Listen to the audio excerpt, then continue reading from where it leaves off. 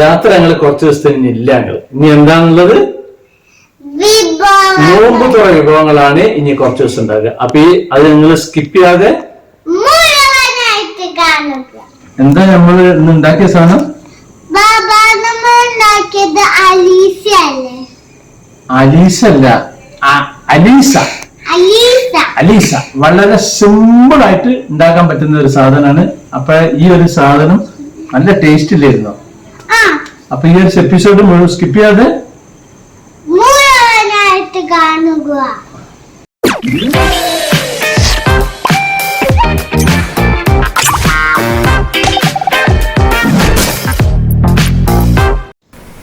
ഇത് റേഷൻ കടയിൽ നിന്ന് വാങ്ങിയിട്ടുള്ള 1 കിലോ ഗോതമ്പാണ്. അതിൽ പല കല്ലും മണ്ണലൊക്കെ ഉണ്ടാവും കേട്ടോ. അപ്പോൾ ഇതിന് ഞാനൊരു 2 കപ്പ് എടുക്കുന്നത്. 250 മില്ലിയുടെ 2 കപ്പ് എടുത്തിട്ട് നല്ല അതിനുള്ളിൽ കുറേ നെല്ലും ഇതൊക്കെ ഉണ്ടാവും, പച്ചരിയൊക്കെ ചിലപ്പെടും. നല്ലോണം കഴുകി വൃത്തിയാക്കണം. അപ്പോൾ ഞാനത് വെള്ളത്തിലിട്ട് കഴുകുകയാണ്. ഇതിപ്പോൾ ഒരു 5 തവണ കഴുകിയതാണ് ഈ കാണുന്നത്. ഇതിന് ഞാനൊരു 12 മണിക്കൂറാണ് വെള്ളത്തിലിട്ട് വെക്കുന്നത്. അപ്പോൾ അതൊന്ന് ശരിക്കും കുതിർത്ത് വരിക. അപ്പോൾ അത് കംപ്ലീറ്റ് കഴുകി കഴിഞ്ഞിരിക്കുന്നു. അപ്പോൾ അതിലേക്ക് വെള്ളം പാർന്ന് ഞാൻ അതിഞ്ഞ് അടച്ചു വെക്കാൻ പോവാണ്. ഒരു 12 മണിക്കൂർ വെള്ളത്തിലിട്ട് വെക്കുകയാണ്.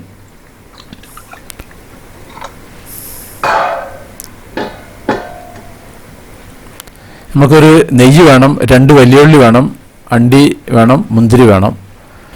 ഞാനിനി കുക്കറിലാണ് വേവിക്കുന്നത്. ഇത് കഴുകി വൃത്തിയാക്കി 12 മണിക്കൂർ കഴിഞ്ഞാണ് അതിലേക്ക് വെള്ളം മുങ്ങത്തക്കത്തിൽ 1 ഇഞ്ച് ഉയരത്തിൽ വെള്ളം വെക്കുക. ഒരു വലിയ ഉള്ളി, ഒരു 3 വെളുത്തുള്ളി, ഒരു കഷ്ണം ഇഞ്ചി, 3 ഏലക്കായ, പിന്നെ 3 ഗ്രാമ്പൂവ്, പട്ട, ഉപ്പ് പാകത്തിന്. ഈ ഒരു അളവാണ് നമുക്ക് വേണ്ടത്.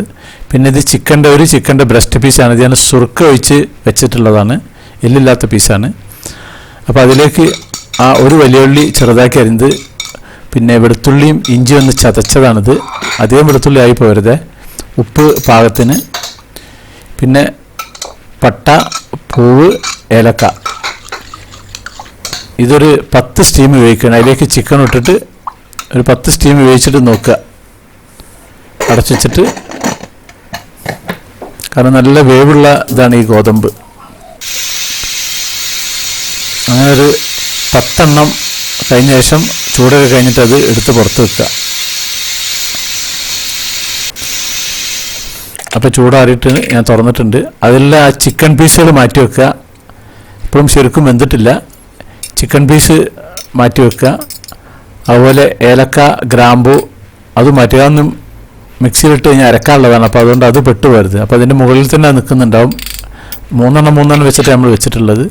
വെളുത്തുള്ളി ഇഞ്ചി അതിൽ തന്നെ ഇരിക്കണം. അതൊക്കെ അങ്ങോട്ട് മാറ്റി വെക്കുക. ഇനി ഞാൻ ഈ ഗോതമ്പ് ഒന്നുകൂടി വേവിക്കുകയാണ്.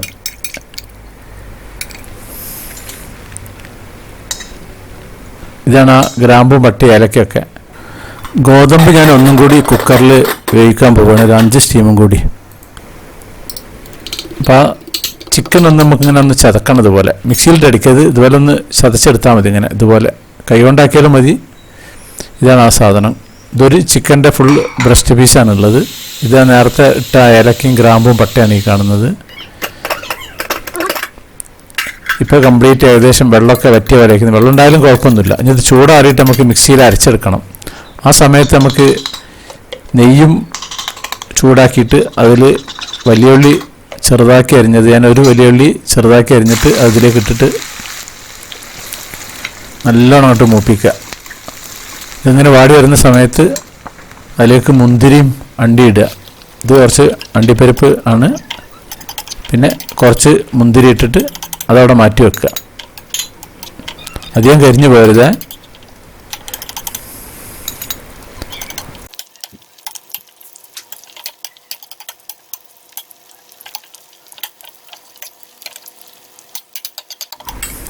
ഇനി ഞാൻ മിക്സിയിൽ ഗോതമ്പ് അരക്കുകയാണ്. അതിപ്പോൾ വെളുത്തുള്ളിയും ഇഞ്ചിയൊക്കെ അതിലിട്ട് അരഞ്ഞാലും കുഴപ്പമൊന്നുമില്ല. അപ്പോൾ അത് കംപ്ലീറ്റ് അരച്ച് കഴിഞ്ഞിട്ടുണ്ട്. അപ്പോൾ ഞാനിതിന് ഒരു പാത്രത്തിലേക്ക് നോൺ സ്റ്റിക്ക് പാത്രത്തിലിട്ടിട്ട്, ഞാൻ തേങ്ങാപ്പാലല്ല ഉപയോഗിക്കുന്നത്, സാധാരണ പശുവിൻ പാലാണ് ഉപയോഗിക്കുന്നത്. 1 ഗ്ലാസ് പാലുകൊണ്ട് നല്ലോണം ഇളക്കുക, ശരിക്കും ഇളക്കിട്ട് ഇളക്കി കഴിഞ്ഞ ശേഷം ഇതൊന്ന് അടുപ്പത്ത് വെച്ചിട്ട് ഒന്ന് ചൂടായി വരണം. നല്ല കട്ടി ഉണ്ടാവും ഇതിന്. കംപ്ലീറ്റ് ഇളക്കുക എല്ലാ ഭാഗവും.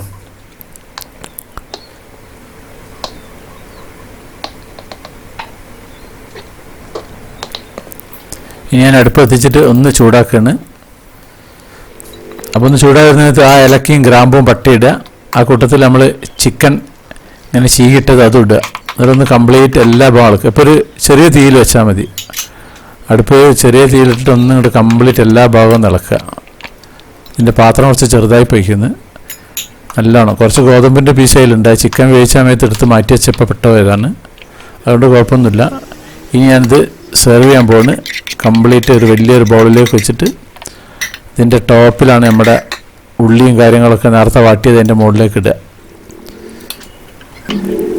അതതിൻ്റെ ടോപ്പിലിടുക കംപ്ലീറ്റ്. എന്നിട്ട് ഇത് നമുക്ക് ഓരോരുത്തർക്ക് സേവ് ചെയ്യുന്ന സമയത്ത് ഇങ്ങനെ ഒരു കോർണറിൽ നിന്ന് ഇങ്ങനെ കോരിയിട്ട് വേണം എടുക്കാൻ. പക്ഷെ നല്ലൊരു ടൈറ്റ് ഉണ്ടാവും, നല്ല സൂപ്പറാണ്.